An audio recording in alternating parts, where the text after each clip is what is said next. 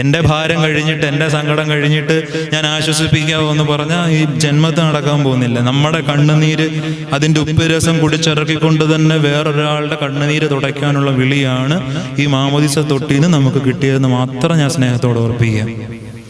മരണത്തിന് 3 ദിവസം മുമ്പ് അവൻ്റെ വീട്ടിൽ കർത്താവ് വിരുന്നിന് വന്നപ്പം ഈ ഒരു പാഠം നമ്മളെ പഠിപ്പിക്കുന്നുണ്ട്. ഇന്നും ഈ സഭയിൽ നമ്മുടെ ഭാരങ്ങൾ ഏറ്റെടുക്കാൻ കർത്താവുണ്ട്. ആ കർത്താവ് നമ്മുടെ ഭാരങ്ങൾ ഏറ്റെടുത്തതിന് ശേഷം നമ്മുടെ കൂടെയുള്ള പാവപ്പെട്ട മനുഷ്യരുടെ സങ്കടങ്ങളോടെ ഒരു കൈത്താങ്ങ് കൊടുക്കാൻ നമുക്കൊരു വിളിയുണ്ട്. ഒരു കാര്യം കൂടി പറഞ്ഞുകൊണ്ട് ഞാൻ അവസാനിപ്പിച്ചോളാം. ശരിക്കും യേശു ഈ കുഷ്ഠരോഗിയായ മനുഷ്യനോട് എന്തെങ്കിലും വചനം പറയുന്നുണ്ടോ? നമ്മൾ ആ സുവിശേഷം മുഴുവൻ വായിക്കുമ്പോൾ ഇവർ തമ്മിലുള്ളൊരു സംഭാഷണം അധികം നമ്മൾ കാണുന്നില്ല.